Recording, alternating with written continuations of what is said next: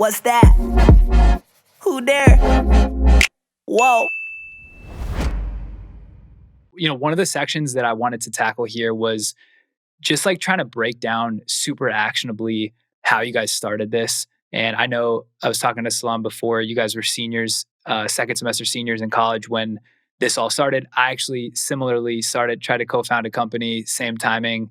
Mine didn't work out as well as yours is. So it'll be fantastic for you guys just to break down, like take me through initially, was the approach, and the reason I asked this is what I did, it was a problem, but was the approach, we want to start a company, let's look for a market and a problem people have and try to solve it? Or was it, we have a problem that can't be solved and let's make a product for it and then see if there's a market? Like maybe talk there and how it evolved in those initial months.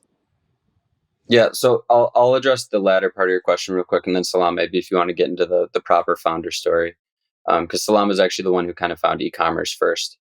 Um, my initial red flag and what really drew me to the market, I only had one or two tattoos at the time, but I was just baffled by the healing recommendation being a form of petroleum jelly, so it was either Aquaphor or Vaseline. I was like, how is there nothing, not only all natural being recommended, but also tattoo specific? So kind of getting to that vitamin E comment that Salam was talking about, like there's really nothing intentionally created for tattoo healing. So that was a pain point that I had recognized, and I knew it would resonate with other people. But that's kind of where we took a step back and decided to go the more consumable route and start off with a moisturizer. That way we're not just pinning it to that first 2 weeks that you get a tattoo. Salam, you want to kick off the founder story? Yeah, so Oliver and I initially met, it was second semester freshman year in our business fraternity. And about a couple of years later, junior year, I'm not sure what was going on, but I came to him with the idea of drop shipping swimsuits off of AliExpress. So drop shipping is basically the customer pays for the item before we pay and ship it out to them. So we launched that in February. So it was also second semester junior year. So we launched that in February. And within that first week, we saw traction right away. And I would credit that also to like Oliver's like had a good ability of just like making logos and picking names that are like flashy and names that stick. And we named it Ella Harding. And Ella is his dog's name and Harding is his brother's middle name. So like already it's like two English sounding names. It sounds expensive. It sounds premium. So people are going to be drawn to it. So quickly that grew. We're getting sales, and that's where we learned our first, like we got into our first mistakes and learned from that. We learned how to build a brand, how to bring customers, how to put ourselves in the customer's shoes, how to give proper customer service, basically also how to price products and how to also create interest in our products so customers would come and want to buy it. So that was successful. We ran that for about 7 months. So Ella Harding, and I want to break it down because I think there's people probably sitting there junior year in college right now, and they're like, wait, like it couldn't have been that easy. So did you put up a landing page, and then were you running paid social ads to it, and then you were figuring out the logistics? Just AliExpress was shipping to a warehouse, and then you were sending that to the customer. Yeah, so we built it on Shopify. We legit built that site in probably 2 hours, and then launched it later that day. And then within a few days, we had the first sales. So we were running ads off of Facebook and Instagram. And initially, like our ad experience came from watching YouTube videos and just like asking questions on Google. Because like we're just trying to figure out, okay, how to target, what the female demographic looks like with swimsuits, what brands they usually go after. And also we have to figure out, because like we're selling women's swimsuits, but we didn't know where to source pictures. Because like you can't just go screenshot another brand's pictures and post it on your website. So what we did was, there are like a few royalty-free websites out there. One of them is called Unsplash. So we just like go in there, type in bikinis, and every day just post a picture from that site, because like you can't get sued for reposting pictures from that site. So people thought, oh, we have a huge customer base. People actually wearing their stuff, so why not check it out? So nice. We built so you guys social proof. Very scrappy from the beginning. Yeah, we built social proof without actually really having the social proof. Just fake it till you make it. Yeah. So how much volume were you guys doing in like top line revenue from that during, I guess, like junior year and into the summer? The entire business really did 40K in revenue. So it was about 7 months. I feel like that's pretty good for our first time attempt into e-commerce, because like a lot of people fail or end up losing money. but we got lucky, and I guess it's also due to our like diligence and research skills. Yeah. So then, okay, so then the partnership formed. So you guys were like, all right, we've got a little powerhouse here. So how do you shift from, because I think it's really interesting, right? Like you, even 40K, that's more success or farther down the entrepreneurial stack than most people can get. They've like floundered before that. So you guys knew you had a little bit something special in terms of the way you worked and the dynamic. How'd you go from that to the tattoo aftercare? Summer ended, and then we ended up somehow selling it. We sold it for 10K, and it's like, wow, like how did we pull that off? Which was nice. So we sold it, and I at the time I didn't get a return offer from my internship during the summer. Oliver did, so I was like trying to figure out like what I'm going to do next, going to career fair, trying to find a job, and then Oliver came to me with the idea of tattoo aftercare. And initially, I was like super against it because I didn't have tattoos, had no interest with tattoos, and also was confused about like how we'd market to a demographic which we don't really represent. We don't want to look like I don't want to look like a poser. And also wasn't sure like who else was in the space. But then I ghosted him for like, about a week or two, not responding to his text, and I just randomly decided, all right, I'm going to look into this. And there are a few players in the space, but they weren't really brands or like customer centric. They were just, I guess, an option there for someone to go and buy. Like commoditized almost. Yeah, so they were just there just to be there. So chat with Oliver, I was like, okay, well, for me to do this, you have to pick a name and a logo that I liked. And he came with Mad Rabbit, and like I really hated that name. It's grown on me a lot now. It's like iconic now because like Mad Rabbit, you don't really know what it is, so you have to look it up to see what it is, which is one of the, I guess, a good way we're able to bring that organic traffic. People want to see what Mad Rabbit is. Um, so I was like, all right, I'll do it. He picked the name and logo, and then I was like, all right, how are we going to figure out what to put in here? Because none of us have any expertise in mixing ingredients together, knowing what to put in there. But then luckily, his mom had years of apothecary experience. So she helped us pick our initial first 7 ingredients, taught us how to cook it, showed us a formula for it.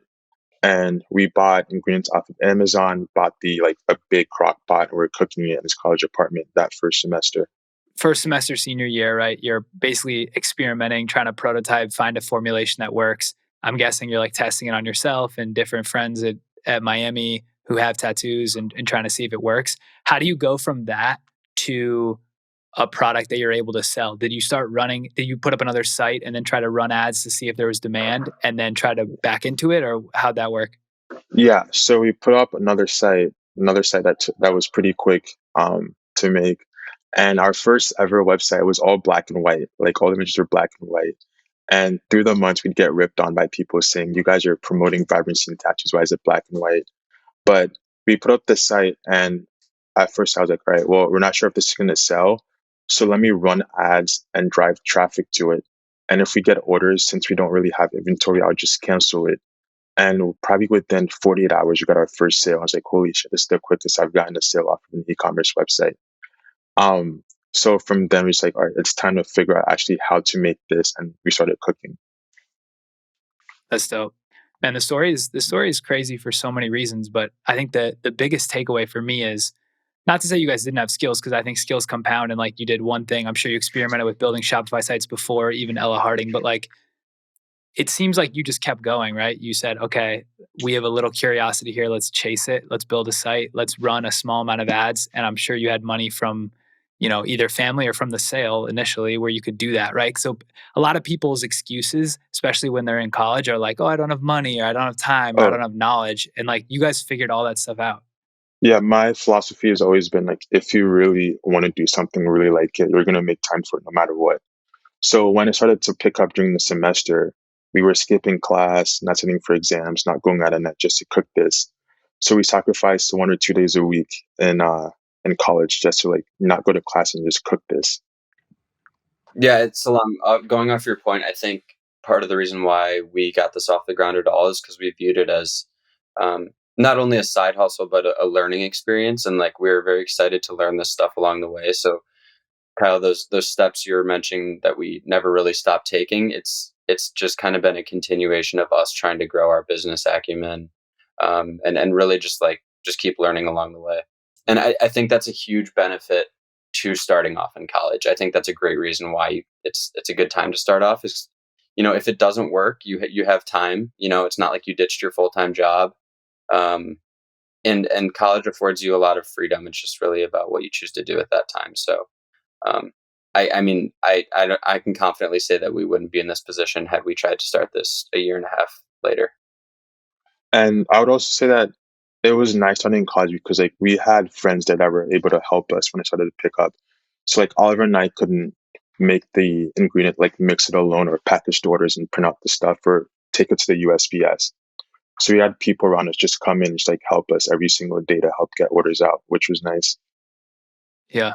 Yeah, I feel like there's no better way to build a business or like learn how to build a business than to build a business, right? Like you guys are in business school and classes that are, at least when I was there, fairly disconnected from the realities of what it's like to build a business. So you're doing this on the side, actually like honing the skills, and it's like a no downside proposition, which is pretty cool. So talk to me about, right? So you start really commercializing it, I think, second semester of senior year.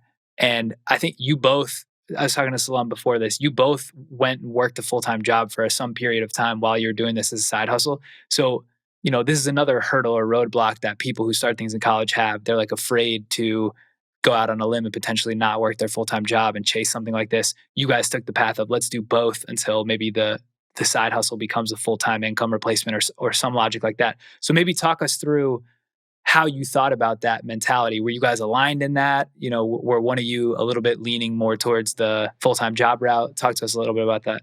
So I think luckily when we graduated, it wasn't showing all the potential yet. I think that would have made us think a little bit harder about our decision. But, we both had great jobs lined up our senior year.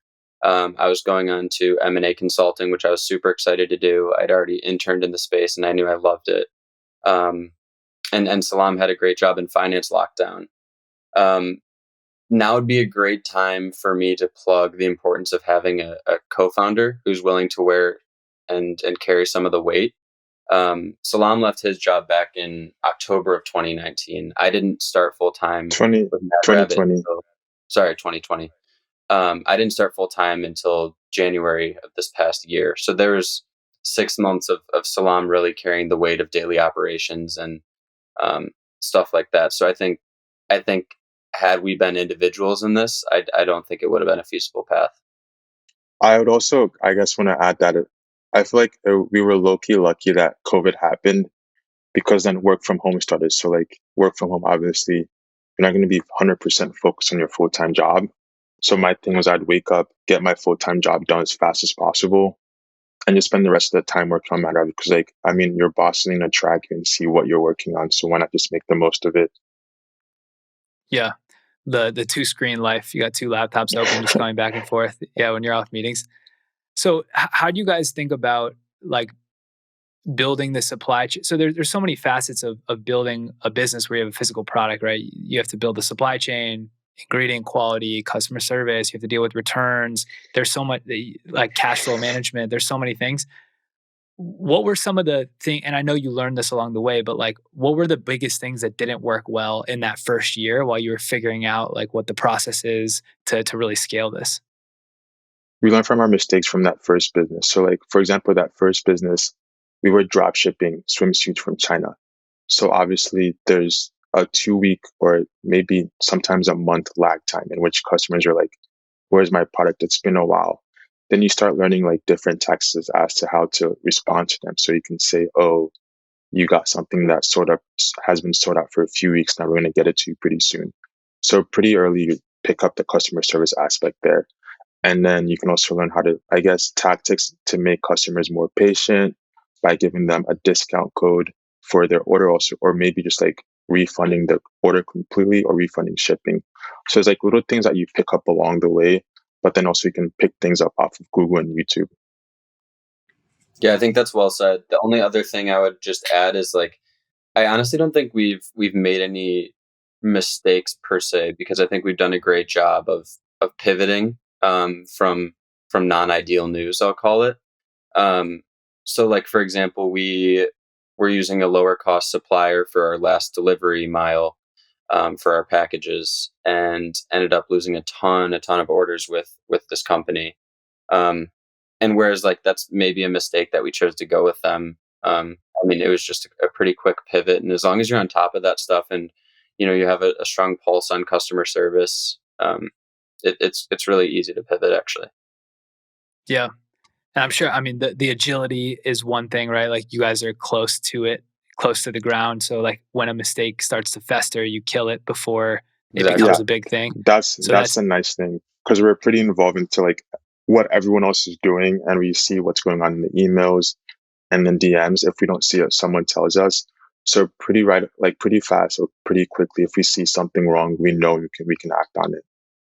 yeah. I mean, I gotta say, you guys are making it seem fairly easy. I'm sure it's been a grind, but and I think one of the things is this is probably a testament to product market fit, right? Like you guys, and this is a question that came in. I asked on Instagram for people to crowdsource questions, and one of the questions that came in from our boy Alex Ross was effectively like, you guys found the perfect product for the perfect market, and I'll add for the perfect channel, right? So like, and his point is great.